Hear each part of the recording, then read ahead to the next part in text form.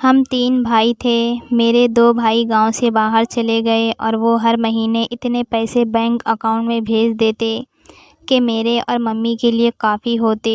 यूँ वो दिन जो हमने गरीबी में गुजारे थे अब खुशहाली में बदल गए और ये सब मेरे भाइयों की वजह से हुआ। पापा हमारे बचपन में ही इस दुनिया से चले गए थे और हमारी मम्मी ने लोगों के घरों में मेहनत मजदूरी करके हम भाइयों को पाला। फिर जब मेरे भाई जवान हुए तो यहाँ पर कभी उन्हें काम मिलता और कभी नहीं मिलता। अब तो मम्मी की सेहत भी दिन ब दिन बिगड़ती जा रही थी और उनके लिए हम 3 जवान भाइयों का बोझ उठाना इतना आसान नहीं था। मेरे भाइयों ने सिर्फ 8वीं 9वीं तक ही पढ़ाई की थी। उसके बाद स्कूल जाना छोड़ दिया था क्योंकि उनको पढ़ने में कोई इंटरेस्ट नहीं था और ना ही स्कूल के खर्चे उठाने मम्मी के बस की बात थी। तो वो यहाँ पर सब्ज़ी मंडी में काम करने लगे, लेकिन कमर तोड़ महंगाई ने ज़िंदगी बहुत मुश्किल बना दी थी। अब मम्मी भी अक्सर बीमार रहने लगी। उनकी दवाइयों के खर्चे, बिजली गैस का बिल और मकान का किराया हर महीने मुंह खोले हमारे सामने खड़े रहते। मैं क्योंकि छोटा था इसलिए उनकी परेशानियां सिर्फ सुन तो सकता था, लेकिन उन्हें हल करने में मैं किसी किस्म की कोई मदद नहीं कर सकता था। हालात ख़राबी की तरफ दिन ब दिन बढ़ते जा रहे थे, लेकिन दोनों भाइयों ने एक दिन एक मुश्किल फ़ैसला किया और दुबई चले गए। वो दिन मुश्किल थे, लेकिन जब उन्होंने पैसे भेजना शुरू किए तो मम्मी ने ऊपर वाले का शुक्र अदा किया। अब हमारे घर के अच्छे हालात पर वो रिश्तेदार भी हमसे रिश्ता बनाकर रखने लगे जो गरीबी में हमारी तरफ देखना भी गवारा नहीं करते थे। घर में रुपए पैसे की बरसात हो गई तो मम्मी ने मोहल्ले में एक अच्छी लोकेशन में छोटा सा बना हुआ घर खरीद लिया। मैंने उस दौरान मैट्रिक का इम्तिहान पास किया, लेकिन मैं 2 सब्जेक्ट में फ़ेल हो गया तो मम्मी ने मुझे दोबारा पेपर देने को कहा, लेकिन मेरा पढ़ने लिखने में बिल्कुल भी दिल नहीं करता था। तो मैं बहाने बनाने लगता क्योंकि मैं हर वक्त फ्री रहता था और दिन के 2 बजे सोकर उठता और फिर नाश्ता करके मैं अपने दोस्तों के साथ चला जाता और रात गए वहाँ से लौट कर आता। तो मम्मी ने मेरे भाइयों को कहा कि इसकी नौकरी के लिए भी कुछ करो, तो उन्होंने मुझे मोबाइल की शॉप मोहल्ले में ही खोलने को कहा। मेरा दिल तो खुशी से उछलने लगा। मैंने फ़ौरन हाँ कहा और घर के करीब ही एक प्लॉट में एक दुकान ले ली। मेरे भाइयों ने मुझे इतने पैसे भेजे कि मैंने वो दुकान बहुत ही अच्छे तरीके से सेट कर लिया और आहिस्ता आहिस्ता मेरी ये दुकान चल पड़ी। उसी बीच मेरी दुकान पर मोहल्ले के कुछ आवारा लड़कों के साथ मेरी दोस्ती हो गई, जो हर वक्त ही मेरी दुकान में बैठने उठने लगे। उनकी वजह से मेरी ज़िंदगी में बहुत रंगीनी भी आ गई और मैं उस ज़िंदगी की तरफ खिंचता ही चला गया। पहले पहल ताश की महफ़िलें जमने लगी और फिर उन महफ़िलों में जुआ भी खेला जाने लगा। आहिस्ता आहिस्ता शराब भी आम हो गई। मम्मी मेरे रंग ढंग देखने लगी तो मुझे समझाने की कोशिश करती, लेकिन मैं उनकी बातों को एक कान से सुनकर दूसरे कान से निकाल देता। वो मेरी शिकायत भाइयों से भी ना करती थी कि कहीं वो मुझसे उलझ ना पड़े। इस डर से मम्मी खामोश रहती और मैं इसी बात का फ़ायदा उठाते हुए अपनी मनमौजी ज़िंदगी में गुम हो गया। घर में कोई बड़ा तो था नहीं कि मुझ पर नज़र रखता। अब मेरी अक्सर रातें अपने दोस्तों के साथ कोठे पर भी गुजरने लगी और यूँ मैं शराब से होता हुआ शबाब तक भी पहुँचा। मम्मी को मेरे हालात के बारे में कुछ कुछ पता भी चल गया था, इसलिए अब उन्हें मेरी शादी की फ़िक्र होने लगी कि अगर मैं बाल बच्चे वाला हो गया तो शायद सुधर जाऊं और उन खुराफात में से निकल सकूं। दूसरा, वैसे भी घर के काम काज करना अब उनके लिए आसान नहीं था। इस दौरान मम्मी ने एक जानने वाली से कहकर मेरे रिश्ते की बात चलाई। मम्मी को घर घर जाकर लड़की देखना अच्छा नहीं लगता था। उन्हें ये बात बहुत बुरी लगती थी कि दूसरों के घर में जाकर उनकी बेटियों को किसी जानवर की तरह टटोल टटोल कर देखा जाए कि वो हमारे बेटे के लिए किसी काबिल है या नहीं।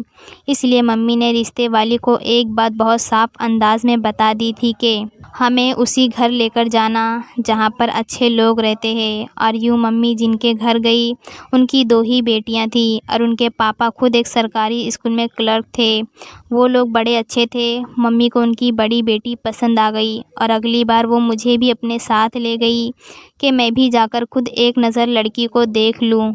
मैं शादी नहीं करना चाहता था क्योंकि मेरी ज़िंदगी शादी के बगैर भी बड़ी मस्त और रंगीन गुजर रही थी, लेकिन मम्मी के कहने पर मुझे उनकी बात माननी ही पड़ी। मैं मम्मी के साथ जब उनके घर पहुंचा तो दरवाज़े को खोलने के लिए आने वाली लड़की को देखकर हैरान रह गया। वो बहुत खूबसूरत थी। मैंने इतना मासूम चेहरा कभी नहीं देखा था, इसलिए मैं उसे देखता ही रह गया। मेरे यूँ देखने पर वो हैरान रह गई तो मम्मी ने आगे बढ़कर उसे गले से लगा लिया और फिर पलटकर उसका परिचय मुझसे करवाने लगी। ये पूजा की छोटी बहन रोली है। तो मुझे एकदम से ख़याल आया कि अगर उसकी छोटी बहन इतनी खूबसूरत है तो ऊपर वाला जाने उसकी बड़ी बहन कितनी खूबसूरत होगी।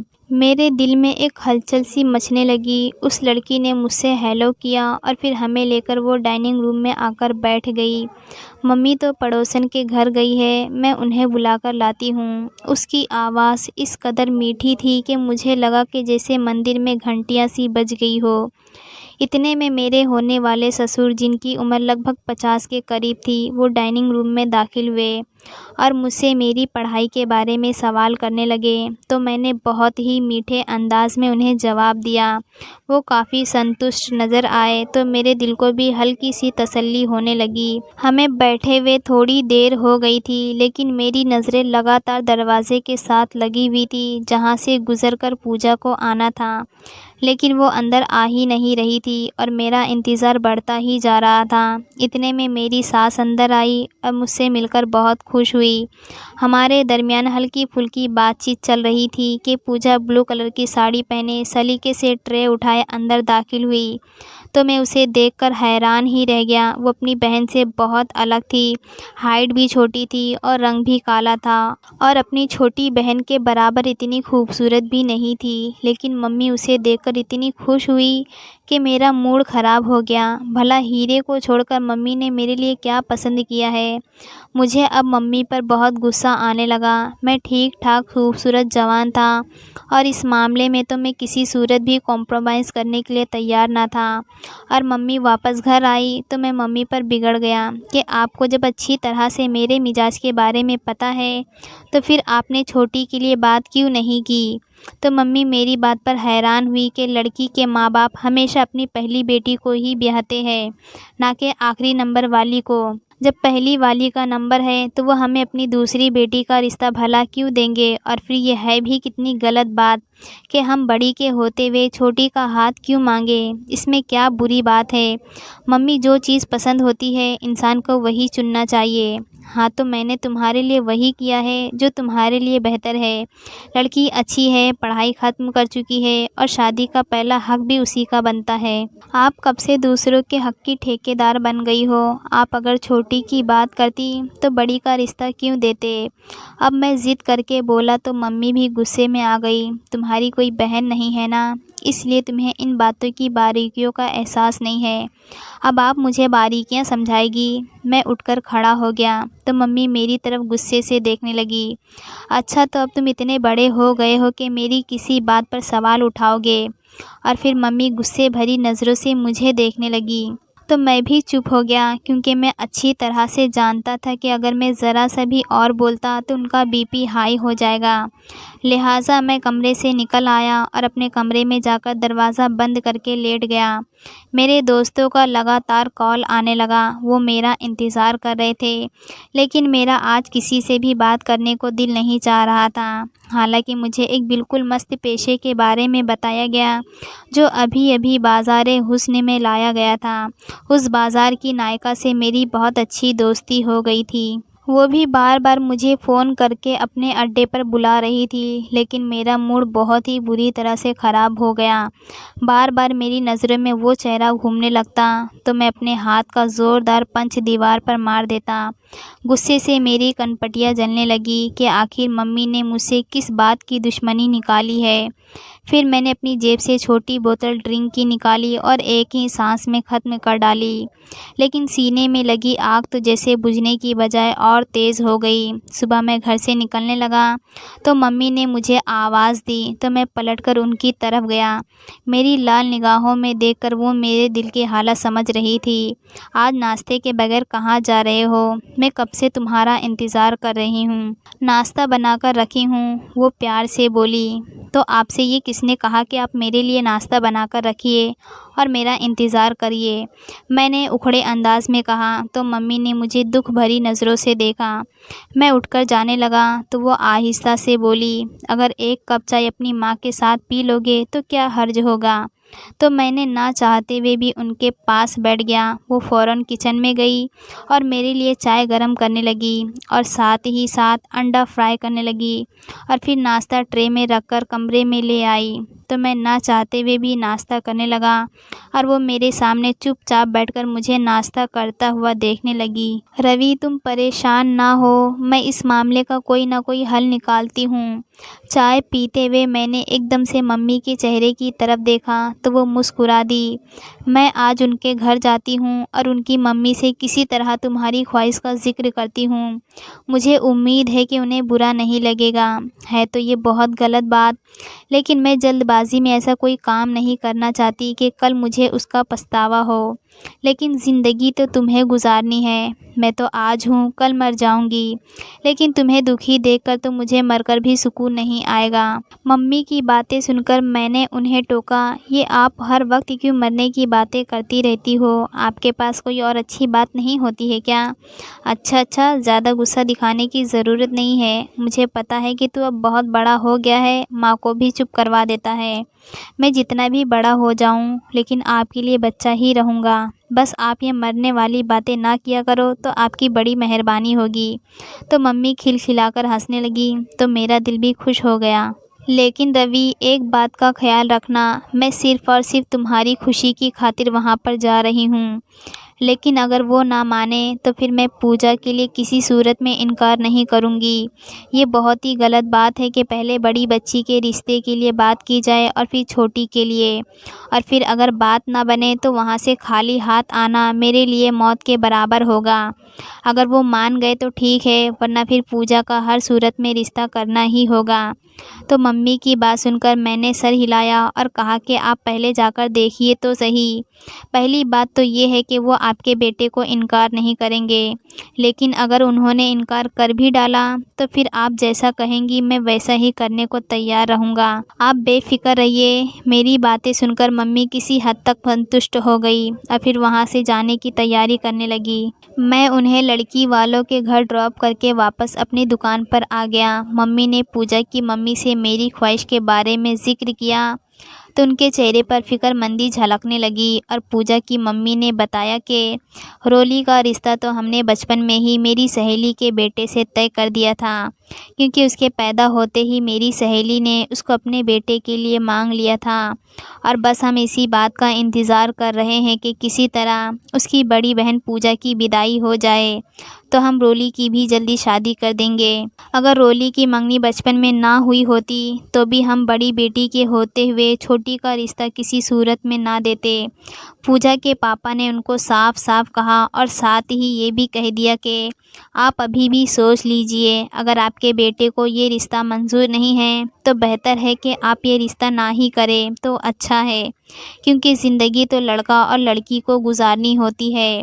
अगर उनकी आपस में ही ना बन पा रही हो तो ये ज़िंदगी का एक बहुत लंबा सफ़र कैसे तय करेंगे, क्योंकि इस मामले पर मेरी और मम्मी के बीच ठीक ठाक बहस हो चुकी थी। फ़िलहाल वो मुझे इस मामले में अपना फ़ैसला पहले ही सुना चुकी थी, इसलिए वो जानती थी कि पूजा का इनकार तो किसी सूरत में भी नहीं करना। तो मम्मी ने उन्हें दिलासा देते हुए कहा कि हमें इस बारे में नहीं मालूम था कि रोली की पहले से ही मंगनी हो चुकी है। अगर हमें पता होता तो हम कभी भी ये बात करने के लिए ना आते, लेकिन क्योंकि अब रोली बेटी का रिश्ता हुआ है तो हमें पूजा के रिश्ते में कोई परेशानी नहीं है। लेकिन पूजा के मम्मी पापा के चेहरे पर परेशानी थी, वो मम्मी की बातों पर संतुष्ट नहीं हो रहे थे। तो पूजा के पापा ने कहा कि बहन जी, आपका बेटा मेरी छोटी बेटी को पसंद करता है तो वो अब मेरी बड़ी बेटी के लिए कैसे राज़ी हो सकता है। तो मम्मी ने उन्हें कहा कि ये आप मुझ पर छोड़ दीजिए, वो मेरी कोई बात नहीं टालता और मैं पहले ही उसे बता चुकी हूँ कि अगर छोटी का रिश्ता उन्होंने खुशी से दिया तो ठीक है, वरना मैं पूजा को हर हाल में अपनी बहू बनाऊंगी। देखिए बहन, बात यह है कि शादी कोई गुड्डे गुड़ियों का खेल नहीं होता जिन्हें आपस में एक साथ ज़िंदगी गुजारनी है। अगर उनको ही फैसला करने दिया जाए तो बेहतर है। हमें आपसे तो कोई गिला नहीं है, ये तो बस मुकद्दरों के फ़ैसले हैं ना जी। आप घर जाकर आराम से इस मामले पर गौर कीजिएगा और अपने बेटे से भी बात करिए और फिर हमें दोबारा से जो भी आप दोनों के दरमियान तय हो बता दीजिएगा, क्योंकि ज़ोर ज़बरदस्ती से आज बेटी का रिश्ता तय करते हैं तो कल उनके लिए ही ज़्यादा परेशानी हो जाएगी। आप और हम तो अपनी ज़िंदगी वैसे भी गुजार चुके हैं। पूजा के पापा ने बहुत ही इज्जत के साथ मम्मी को कहा। तो मम्मी उनके घर से जब अपने घर आई तो उन्होंने मुझे बताया कि छोटी का रिश्ता तो बचपन में ही तय हो चुका है और बस वो पूजा की विदाई के इंतज़ार में उसकी भी शादी नहीं कर पा रहे हैं। तो मम्मी की ये बात सुनकर मेरा दिल बहुत बुरी तरह से टूट गया। फिर मम्मी ने आहिस्ता से कहा कि बहुत ही अच्छे ख़ानदानी लोग हैं, उनकी बेटी पूजा भी बहुत ही अच्छी लड़की है, हमें ऐसे हीरे को नहीं ठुकराना चाहिए। तो मैंने भी मम्मी की खुशी में हाँ कर डाली। तो मम्मी ने उसी वक्त फ़ोन करके पूजा के पापा को हाँ कर दी। लेकिन मंगनी की रस्म से पहले पूजा के पापा मुझसे एक बार मिलना चाहते थे, लिहाजा मैं अगले दिन ही उनके घर चला गया। मैं अभी उनके डाइनिंग रूम में बैठा ही था कि मेरी नज़र डाइनिंग रूम की खिड़की से उनके लॉन में गई, जहाँ पर रोली झूले पर बैठकर किताब पढ़ रही थी। मेरी नज़रें उसकी खूबसूरत चेहरे पर जम सी गई और दिल में कसक सी उठी। अचानक वहाँ एक नौजवान लड़का आया। उसे देखकर रोली का चेहरा खुशी से चमकने लगा और वो दोनों एक दूसरे से बातों में इतने बिजी हो गए कि अपने आसपास भी उन्हें कोई दिखाई नहीं दे रहा था। ये मंज़र देखकर मुझे गुस्सा आने लगा। वैसे तो ये लोग बड़े शरीफ बनते हैं और अब देखो ये अपने मंगेतर से कैसे हंस हंस कर बात कर रही है। मेरे सीने पर सांप लौटने लगे कि उसी वक्त मेरे होने वाले ससुर डाइनिंग रूम के दरवाजे से अंदर दाखिल हुए और मेरी तरफ अपना हाथ बढ़ाया। मैं ना चाहते हुए भी उनसे हाथ मिलाने लगा। मम्मी का हाल चाल पूछने के बाद उन्होंने मुझसे पूजा के बारे में बात की और बताया कि हमारी कोई नाराज़गी नहीं होगी। अगर आप इस रिश्ते पर राज़ी नहीं हैं तो इनकार कर सकते हो। हमें बहुत अच्छे से अंदाज़ा है कि आपकी मम्मी बहुत ही अच्छी औरत है, उनके लिए इनकार करना बहुत मुश्किल है, लेकिन ज़िंदगी आप दोनों को गुजारनी है, इसलिए पहले ही हर बात अगर साफ़ हो जाए तो दोनों परिवारों के लिए अच्छा है। अब आप क्या सोचते हैं? अपनी मम्मी की खुशी एक तरफ रखकर हमें अपनी मर्ज़ी बताइए। तो मैंने उन्हें कहा कि मैंने एक खुशी का इजहार किया था, लेकिन हमें इस बारे में मालूम नहीं था। अब क्योंकि ये बात हमें मालूम पड़ गई है तो मुझे पूजा से शादी करने में कोई परेशानी नहीं है, क्योंकि पूजा मेरी मम्मी की पसंद है और मैं अपनी पसंद से भी आगे अपनी मम्मी की पसंद को समझता हूँ। मेरी बात पर पूजा के पापा निश्चित हो गए और खुशी से उठकर मुझे गले लगा लिया। उनके गले लगते ही मैंने एक बार फिर खिड़की से बाहर चोरी चोरी रोली की तरफ देखा, जो अब मेरी ज़िद बन गई थी। दोनों परिवारों में शादी की तैयारी शुरू हो गई। आए दिन मुझे मम्मी के साथ बाज़ार जाना पड़ता था कि एक दिन मैंने शॉपिंग मॉल में रोली को अपने मंगेतर के साथ शॉपिंग करते हुए देखा तो मेरी आंखों में खून उतर आया। मम्मी मेरे हाल से अनजान उसे गले लगाकर मिलने लगी। उसके साथ ही वो लड़का हमें नमस्कार करने के बाद आगे की तरफ चला गया। अचानक मुझे मम्मी से बातें करते करते रोली के चेहरे पर झुंझुलाहट नज़र आने लगी, तो मुझे एहसास हुआ कि मैं काफ़ी देर से सिर्फ उसे ही देख रहा हूँ। उसने मेरी तरफ गुस्से भरी नज़रों से देखा और फिर मम्मी को बाय बोलकर वो आगे बढ़ गई। वो जा चुकी थी, लेकिन अभी तक मैं उसी रास्ते की तरफ देख रहा था। मम्मी ने मुझे खोए हुए अंदाज में देखा तो इंतहाई सख्त नज़रों से देखते हुए कहा, मेरे ख्याल से हमें चलना चाहिए। तो मैंने अपने दिल में उठते तूफ़ान को दबाते हुए उठ खड़ा हो गया। शादी वाले दिन रोली सबसे ज़्यादा खूबसूरत लग रही थी, लेकिन जब अपने मंगेतर की बातों पर हंसते हुए शर्माती तो मेरे दिल पर छुरियां सी चल जाती। विदाई का टाइम आ गया तो मैं अपनी पत्नी पूजा को लेकर घर पहुंचा। पूजा जो बेड पर बैठी मेरा इंतज़ार कर रही थी, लेकिन मेरा दिल तो अपनी साली में अटका हुआ था। फिर एक ख्याल से मेरी आंखें चमकने लगी और मैं मुस्कुराते हुए अपने कमरे की तरफ बढ़ा। मुझे कमरे में आता देखकर पूजा शर्माने लगी। काश उसकी जगह रोली होती। मेरे दिल में एक कसक उठी और फिर मैंने उससे कहा कि मुझे एक बहुत ही अर्जेंट काम के लिए थोड़ी देर के लिए बाहर जाना है, बस मैं जल्द ही वापस आ जाऊंगा। उसे बताकर मैं फ़ौरन वहां से उठा और अपने ससुराल की तरफ चल पड़ा। रास्ते में मैंने रोली के नंबर पर कॉल किया और उसे बताया कि तुम्हारी बहन को लेकर आ रहा हूँ, वो तुम्हें बहुत मिस कर रही है, लेकिन हम थोड़ी देर के लिए ही बाहर रुकेंगे, अंदर किसी को नहीं बताना वरना सब अंदर आने को कहेंगे। तो रोली ने कहा कि ठीक है और खुशी से उसकी आवाज़ चहकने लगी। अब तक के प्लान के मुताबिक सब कुछ वैसा ही हो रहा था जैसे मैंने सोचा था। जैसे ही मैं उसके घर के दरवाजे की थोड़ी दूरी पर पहुंचा तो मैंने रोली को फिर कॉल किया तो वो अपने गेट के पास ही खड़ी थी। फ़ौरन ही बाहर निकलकर आई और तेज़ी से मेरी गाड़ी की तरफ बढ़ी। तो मैंने गाड़ी का दरवाज़ा खोलकर उसे बैठने को कहा। वो फ़ौरन बैठ गई तो मैंने तेज़ी से गाड़ी बढ़ा दी। वो संभलते हुए पीछे की तरफ देखने लगी।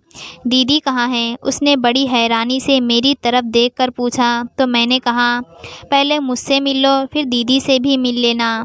और फिर गाड़ी हाईवे से एक तरफ सुनसान जगह खड़ी कर दी और उसकी कलाई को ज़ोर से पकड़ा तो वो किसी ज़ख्मी परिंदे की तरह फड़फड़ाने लगी।